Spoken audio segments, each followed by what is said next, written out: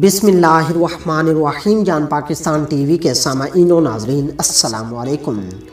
नाजरीन कराम, पिछले 2 दिनों से सोशल मीडिया पर मुस्लिम लीग नून के मोहम्मद ज़ुबैर की नाजेबा वीडियोस लीक होने के बाद एक तूफ़ान बरपा है और मुस्लिम लीग नून के ज़्यादातर लोग मुंह छुपाते फिर रहे हैं और मीडिया से बात वगैरह करने से भी कतरा रहे हैं। मोहम्मद ज़ुबैर की वीडियोस लीक होने के बाद सबसे ज़्यादा सफाइयाँ और शोर शराबा गरीदा फ़ारूकी, मंसूर अली खान और इकरारुल हसन ने मचाया हुआ है।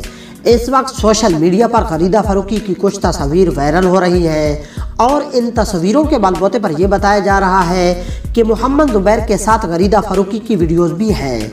ये वीडियोस मंजर आम पर आने के बाद नून लीग के मोहम्मद ज़ुबैर ने इतनी सफाइयाँ पेश नहीं की जितनी सफाइयाँ सीनियर एंकर पर्सन गरीदा फ़ारूकी दे चुकी हैं। मज़कूरा वीडियो 7 से 10 लड़कियों का मजमुआ है जिसमें कुछ सेकंड के मनाज़र ने लोगों को हैरान कर दिया।